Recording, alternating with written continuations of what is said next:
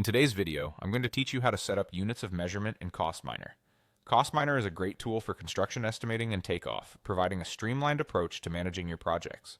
Properly setting up units of measurement is an essential step in ensuring your project estimates are accurate and easily understandable for anyone involved in the process. Let's dive into how you can do this efficiently.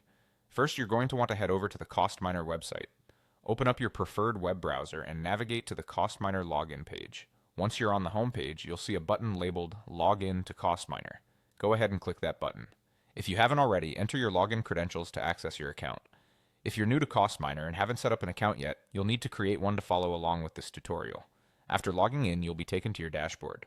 From here, you'll have a list of your projects. Find the project where you'd like to set up units of measurement and click on it. This will take you to the main interface where all your project details are held. Look for the page labeled Project Settings or anything similar if terminology has changed.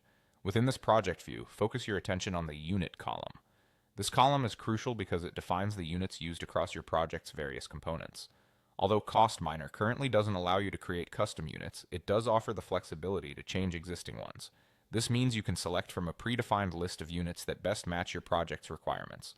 The idea is to ensure consistency across all your project details, which can be critical when communicating with other stakeholders or adjusting project estimates.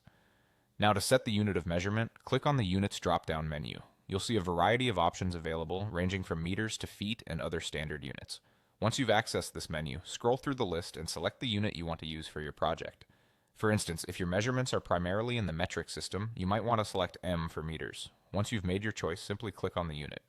This selection will automatically update across your project, so you don't have to manually input changes for each line item.